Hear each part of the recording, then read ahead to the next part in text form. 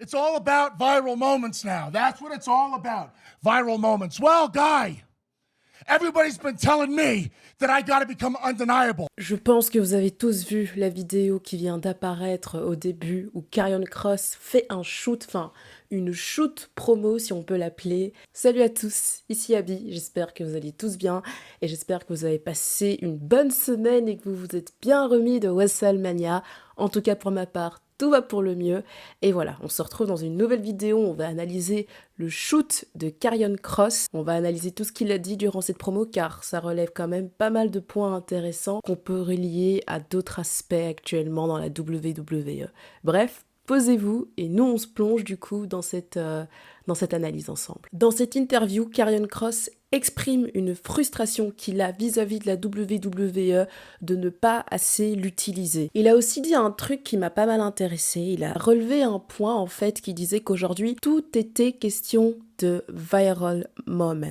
Car oui, aujourd'hui la WWE adore capitaliser sur des viral moments. On le voit bien avec toutes les stars d'internet qu'ils invitent, que ce soit IShowSpeed, KSI ou alors Logan Paul qui est juste engagé lui-même à la WWE. Tout est question de viral moments qui vont tourner sur internet la plupart du temps sur Twitter ou TikTok et font en fait du bruit un peu partout sur les réseaux sociaux. Alors à la WWE, on a toujours capitalisé sur des viral moments. Exemple tout con, le premier WrestleMania a débuté en fait avec un viral moment.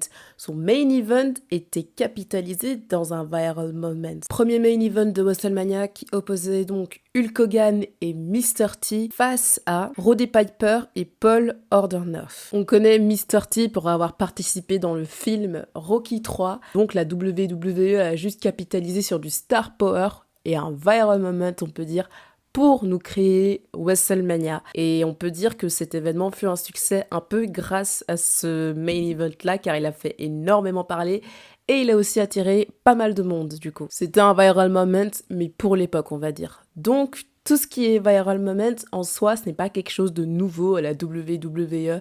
Ça a toujours fait partie de son histoire, surtout à la période de WrestleMania. Mais aujourd'hui, des viral moments, t'as l'impression que la WWE essaie toujours d'en créer et pas forcément à un moment précis durant l'année. Après, je pense qu'il faut aussi prendre en compte l'époque à laquelle on vit actuellement, qui est fait que de moments qui doivent être éphémères et dont on doit en parler à chaque fois.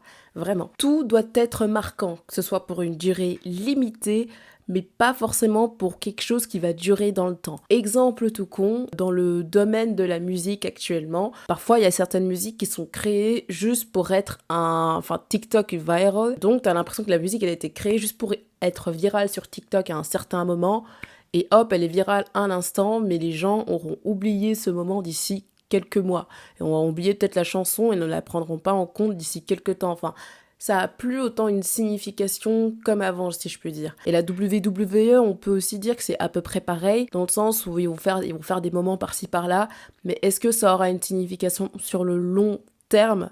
On va dire, on pense pas. Donc aujourd'hui, des viral moments, on va les créer, mais juste pour qu'on en parle sur le court terme et pas forcément sur le long terme, sur les réseaux sociaux en tout cas. À l'époque d'avant, c'était un peu plus facile. On peut aussi dire que la pipe bomb de CM Punk était un viral moment pour l'époque, mais aujourd'hui, j'ai l'impression que la WWE essaie d'en créer à tout va des spots juste pour qu'ils se deviennent viral, genre je pense particulièrement au spot de Logan Paul qu'il fait à chaque fois. C'est vraiment juste pour tourner sur internet, ou même tout simplement à IShowSpeed au Royal Rumble. Enfin, vous voyez bien, c'est pas que ça sert à quelque chose, c'est juste qu'on en parle à ce moment-là et après c'est bon quoi. Perso, j'aime bien avoir si on veut des viral moments, si on peut appeler ça comme ça, quelques fois durant l'année, mais à des moments qui sont nécessaires, j'ai envie de dire, comme la route vers WrestleMania tout simplement, mais tout au long de l'année, enfin, je trouve pas ça nécessaire honnêtement, donc voilà. D'autres peuvent aimer, d'autres ne peuvent ne pas aimer, je vous invite à aller en commentaire et à en débattre. You want to know what the best advice I ever got? It was from Bill Goldberg. 2021, back when I was in the Twilight Zone, you know what I mean? I'm wrestling for gasoline. It was awesome. Let me tell you all about it. Bill goes, hey, Cross, you know what? You remind me a lot of me. I go, I think we have different styles, Bill, but I really appreciate that. Do you have any advice for me? He goes, you know what? You just got to be a good soldier. A good soldier is what he said. So I decided to be a good soldier. You know what happened? They released me. Alors sur ce point-là, il a évoqué Bill Goldberg. C'était assez marrant, Bill Goldberg qui lui donne un conseil. Ne prenez jamais les conseils de Goldberg, les gars. Je pense que c'est la personne la plus mal placée pour donner des conseils dans ce business. Pas Bret Hart qui va me dire le contraire, honnêtement. Et donc, il lui a dit sois un bon soldat, du coup. Karrion Kross, c'est ce qu'il a fait, il est devenu un bon soldat. Il a commencé à écouter les gens. Il s'est dit, on va pas me faire de soucis, je vais avoir un push. Il s'est fait virer, du coup, 2 mois plus tard. Mais, du coup, il revient, tout simplement. Et il continue toujours d'être un bon soldat. Il écoute, il fait ce qu'on lui dit, il est là à tous les shows, et même les live events. Il skip des enterrements, il y a des anniversaires qu'il rate. Il est pas tout le temps chez lui. Heureusement qu'il est avec sa femme, j'ai envie de dire. And then I come back. You know what being a good soldier gets you, everybody here? Just so in case you're wondering, you want the back scoop here. Being a good soldier gets your times cut. Being a good soldier means that people come up to you and say, hey, you got any great ideas? Yeah, here it is from Scotland. No. That's a little too great. We're looking just for good ideas. That's for those guys over there.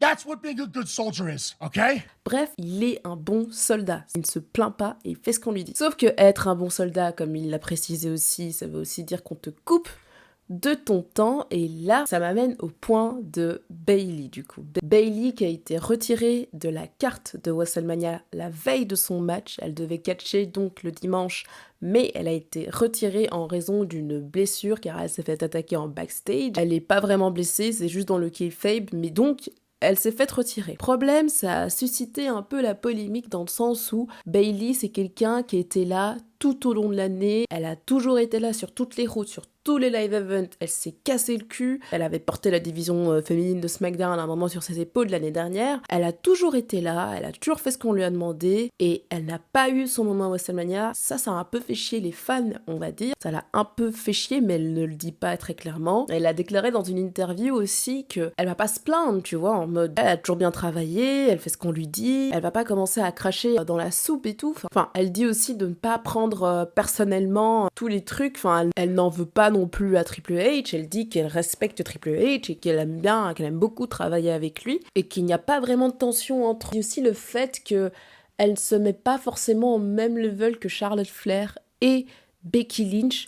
Alors sur ce point, je suis d'accord avec elle, mais je pense qu'elle dit ça dans le sens où elle se sent pas légitime autant que Becky et Charlotte pour pousser un coup de gueule, si on peut dire, et dire qu'elle n'est pas d'accord créativement. Dans le sens où elle a la définition de ce que Karrion Kross dit, être be a good soldier, fais ce qu'on te dit et ne fais pas chier, tout simplement, et sois un bon soldat, on va dire. Sauf que du coup, elle n'a pas, si on peut dire, les coronesses, elle ne se sent pas légitime à aller pousser un coup de gueule, alors que pour moi, si Bayley est tout à fait légitime, que ce soit même niveau ancienneté, elle peut être tout à fait légitime pour porter sa voix et dire qu'elle n'est pas d'accord avec une décision créative. Cela a toujours existé au sein de la WWE et même au sein de toutes les compagnies, tout simplement. Le fait qu'il y a une certaine hiérarchie, que les grosses stars ont toujours leur mot à dire, ça a toujours existé et ça va toujours exister. Mais Bayley, je pense qu'elle aurait pu un peu se plaindre du fait qu'elle n'ait pas été utilisée et le fait qu'elle ait été retirée de la carte de WrestleMania,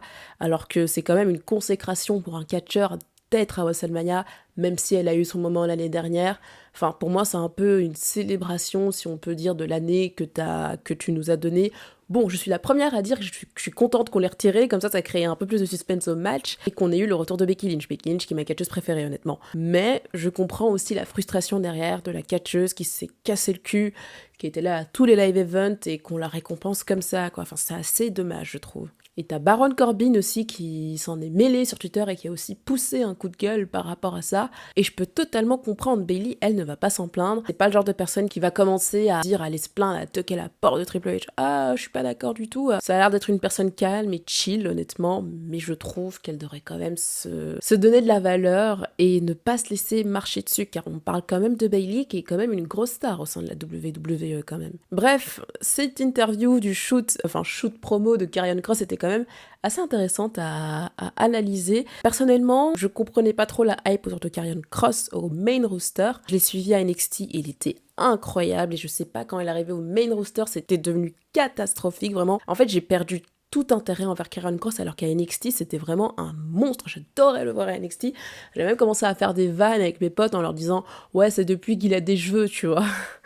Il a perdu toute son aura depuis qu'il est plus chauve, mais en fait, non, en vrai, il a plus d'aura avec ses cheveux. En soi, Karrion Kross a créé un viral moment juste après WrestleMania en allant se plaindre sur internet qu'il est pas assez utilisé. Et pour moi, Karrion Kross, on peut en faire le prochain Drew McIntyre, si on veut. Le mec qui se plaint H36, on lui donne pas ce qu'on veut. Il y avait Kevin Owens qui était là pour combler le tout, mais maintenant Kevin Owens n'est pas là. En vrai, Karrion Kross peut prendre cette place-là. Pour moi, ça a toujours été un bon catcheur, honnêtement. Je pense qu'il a quand même beaucoup de choses à prouver sur le ring, et même créativement parlant, je pense qu'il y a quand même énormément de choses à faire de ce côté-là. Mais voilà, moi, Karrion Kross, il faut qu'il m'en donne un peu plus, mais après, c'est pas de sa faute non plus. Il faut que les créatifs nous en donnent un tout petit peu plus. Et voilà, mais en tout cas, j'ai hâte de voir ce qu'il va nous proposer. Et en plus, j'ai vu une news comme quoi il allait peut-être être push. Est-ce que c'est grâce à ça? Sûrement, on va pas se mentir. Mais voilà, j'ai hâte de voir ce que ça va donner par la suite. Sur ce, merci d'être resté jusqu'au bout. N'hésitez pas à vous abonner, à commenter et à liker. Je vois beaucoup d'entre vous qui sont toujours pas abonnés à la chaîne. Je pense n'hésitez pas à vous abonner, vraiment, ça m'aide énormément. Et à tous mes réseaux sociaux qui sont en description. Et je fais aussi énormément de TikTok, donc si vous voulez me suivre sur TikTok, n'hésitez pas. Sur ce, je vous laisse et je vous dis à toutes les gars. Bisous.